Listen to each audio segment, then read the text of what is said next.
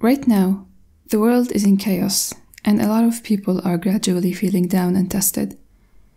It is in time of tribulations when a person, their patience, and their relationships are tested.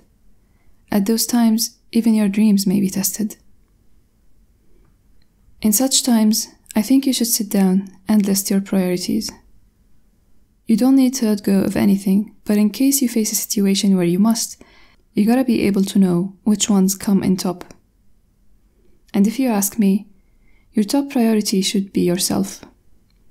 No matter how much you care for another, they say it best on a plane. In times of emergency, you have to put your mask on before helping any other person, even if it's a child.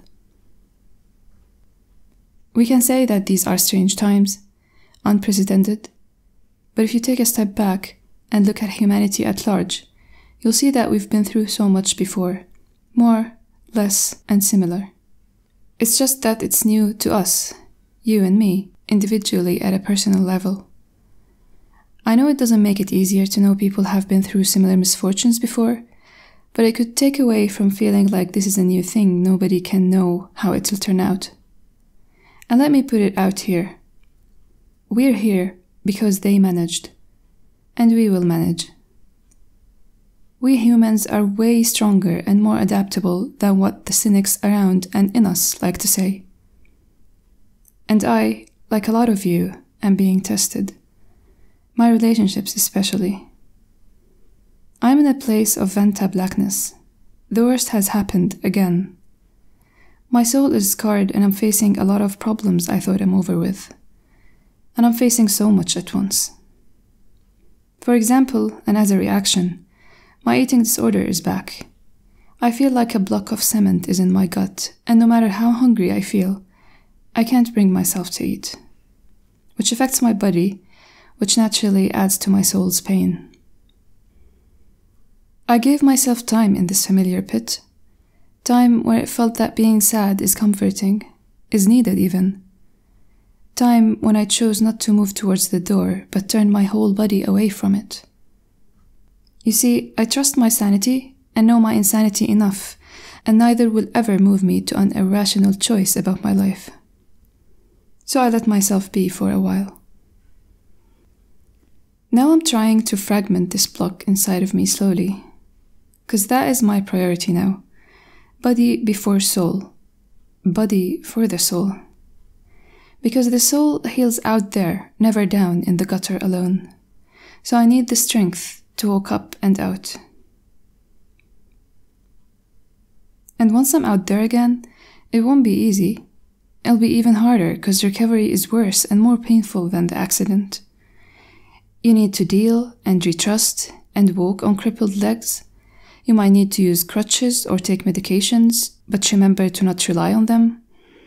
And if you've lost something, you need to learn to cope without it. Or maybe you gained a new change in you that you need to adapt to. But I'll manage, because we manage. A lot of people are in a dark place right now, and it's caused by a passing thing.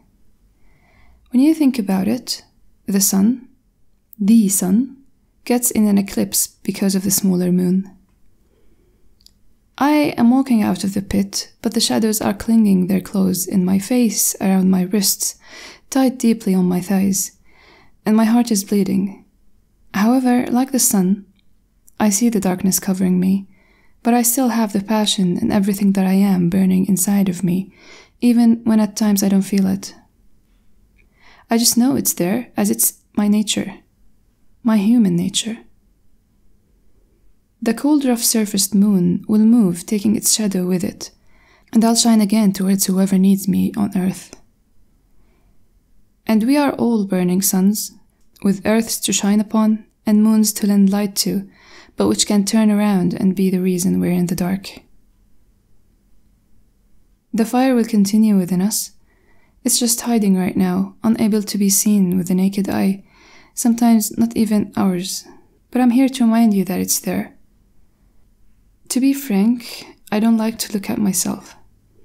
But every morning, I look at the mirror, and with my barely open, droopy, hooded eyes, and my bed head which is borrowed from a character in a fantasy fighting game, I smile to myself. They say a lot about smiling, and I'm no scientist, but some mornings I feel something moving inside that block of cement in me, something warm and good, so I'm keeping up at it, and I hope you do too. So please, keep a smile on, to yourself first and foremost, because we have the light within us.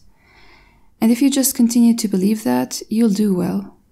I'll worry less about you, and we will continue to grow regardless what happens. Thank you.